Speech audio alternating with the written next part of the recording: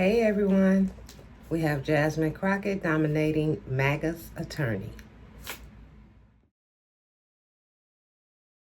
Mr. Hamilton, I don't want you to feel left out of this conversation. So I'm going to make sure I ask you some questions. Let me know if you're having problems answering them, because they really should be yes or no. Let's see, you're the executive director for the America First Legal, correct? That's correct. All right.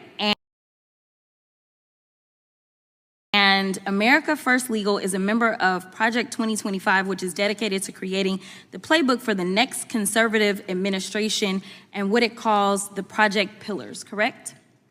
We are proud contributors to Project 2025. Okay. And are you familiar with Project 2025's mandate for leadership? In fact, I am. Okay. And in fact, you wrote some of the sections of this mandate related to the DOJ, correct? Sure did.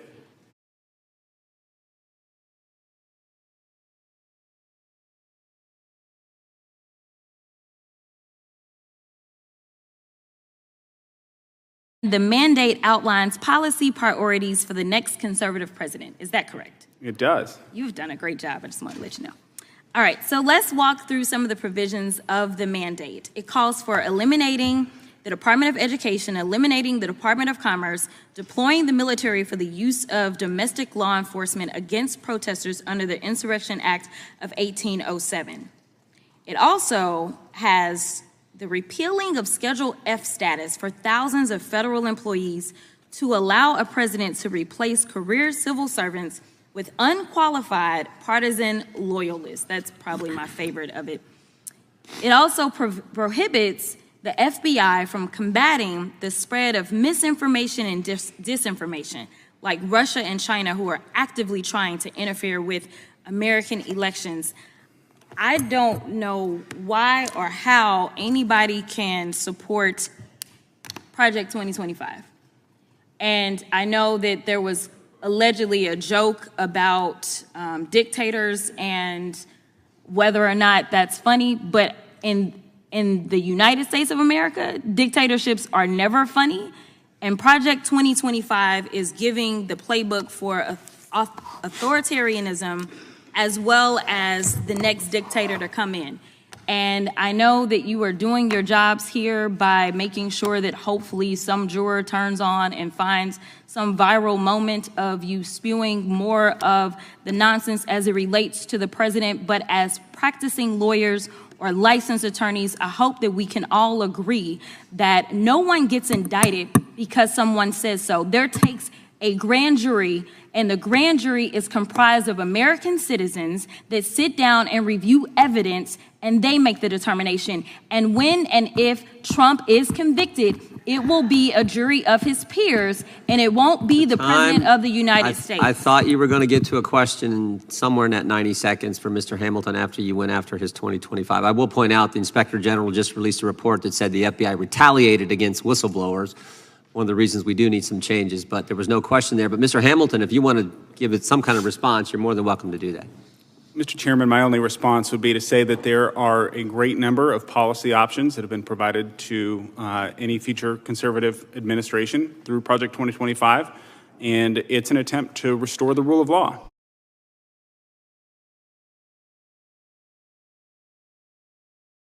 Hamilton, former top Trump administration official and lawyer for America First Legal, that being Stephen Miller's vanity project and self-described advocacy group. Hamilton's body language here is just incredibly dismissive. Those folded arms, the performative eye rolling, his stupid little smirk, it all screams hipster white supremacist desperately hoping that Daddy Trump will give me the Christian fascist state I dream of. They say Project 2025 will change your life. For once, they're telling the truth. Donald Trump gets in for 4 more years. He's going full throttle. Project 2025 is Trump's plan to make America different, less free, less fair, less American. It's a roadmap for total control, Trump's control. The gloves are off. There are no holds barred here. Not just of the government, of your life, of your body, of every one of your freedoms, of what you can read and say, and where you can travel. He'll round up American citizens, use the government to punish his enemies, put the crazy and corrupt in power forever. It's 4 years of scorched earth when Donald Trump retakes the White House. But he promises to only be a dictator for one day. One day? Sure. Project 2025 is the 900-page manifesto of the far-right think tank, the Heritage Foundation, and it was co-signed by over 100 conservative and far-right American groups and organizations. When Donald Trump sent out his tweet, he became the first president ever to call for a crowd to descend on the capital city to block the constitutional transfer of power. He set off an explosive chain reaction among his followers, but no one mobilized more quickly than the dangerous extremists that we've looked at today. Seizing upon his invitation to fight, they assembled their followers for an insurrectionary showdown against Congress and the vice president. On January 6th, Trump knew the crowd was angry. He knew the crowd was armed. He sent them to the Capitol anyway.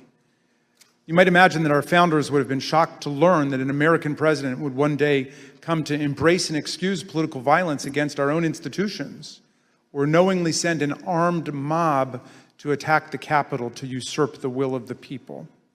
But you know, Mr. Chairman, the founders were pretty wise about certain things, and at the start of the Republic, they actually warned everyone about Donald Trump. Not by name, of course, but in the course of advising about the certain prospect that ambitious politicians would try to mobilize violent mobs to tear down our own institutions in service of their insatiable ambitions.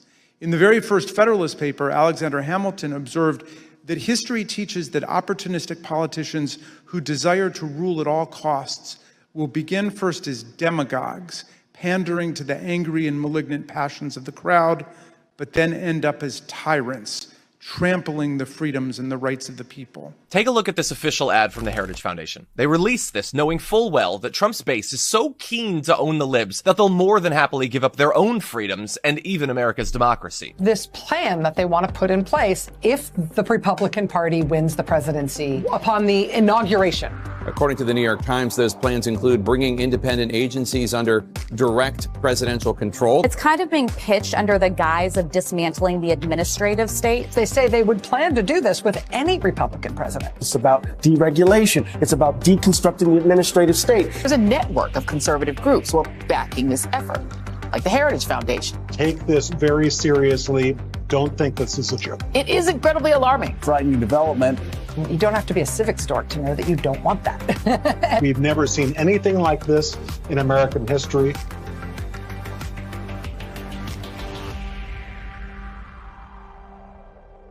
Would you support somebody if they called for the termination of the Constitution? No. Can I show you something? Because I'm shocked that so many people don't know about this. On True Social, this is from Trump's True Social, because of his belief that the election was stolen, he said a massive fraud of this type magnitude allows for the termination That's fake news. of all rules, regulations, and articles. I don't believe in it. You don't believe that? No, I don't believe that right there. Even though he sent it out on True Social? That's not true, though. It's still up on his account? No, that's not true. That somebody made a fake thing. Okay. The former president said on day one he's going to be a dictator for a day. How does that sit with you? It's just great because, you know, there's a verse in the Bible that says, because sentence against an evil deed is not executed speedily, the hearts of the sons of men are fully set to do evil. He has to, from day one, start kicking butt and putting things back into place. Not out of vindictiveness, but because things have just gotten so crazy. We're no longer having a choice between right and left. We have a choice now between right and absolute craziness. The things that are going on in the border and the way that our government has been allowed to just destroy. We have a choice right now between good and evil. Destroy America and take our rights. It's just absolutely unconscionable. You know, the other day Donald Trump said that if on his first day in office he would be a dictator. How did that make you feel? I do appreciate his sense of humor. That's one of the things I really like about him, because he can say something like that. Everybody knows or everybody with a brain knows he doesn't mean it. The GOP's silence on Project 2025 speaks absolute volumes about just how far they're willing to go to strip the rights of marginalized people. As Representative Raskin said, the Founding Fathers were worried about just this eventuality. They saw the potential for a populist demagogue to sweep people off their feet. And as as unlikely as it seems to anybody who doesn't drink the orange Kool-Aid, Trump has already done a number on America's ability to defend itself from what the far right has been prepping for literally decades. And these steps laid out in Project 2025 are shocking in and of themselves. But when you think about just how dystopian a federal government that's been turned into a tool of retribution would be, and look at other authoritarian regimes that started from eerily similar conditions, it is horrifying. And the Democrats need to galvanize to stop Donald Trump from winning this election, to stop Project 2025 from being instituted, because I don't want to find out how bad things can get, and I don't think Okay, restore the rules of law. What law? The law that they don't follow? Or just to have more control and do what they want to do?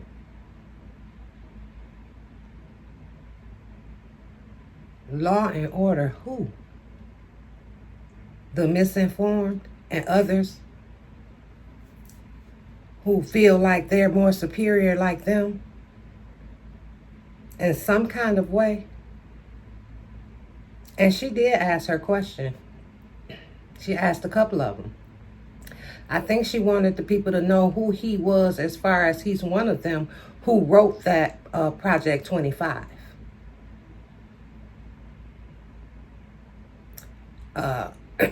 Mr. Hamilton, in my opinion, is another one who feels entitled. The arms crossed shows the childish character and thought process. That's my opinion. The moderator was rude as well, and his comments was unwarranted. And that's my opinion on that hearing. This was also before Trump was convicted. He has been found guilty. But I just wanted to let y'all see all that Jasmine does. She not only fights at Congress, she also gets in their behinds. And she also exposes who's who and what's what. Anyway, you guys have a great day. Make sure you like the video. Please like the video. It's free to like the video and it won't hurt anything. Have a great day. Don't allow anyone to steal your joy.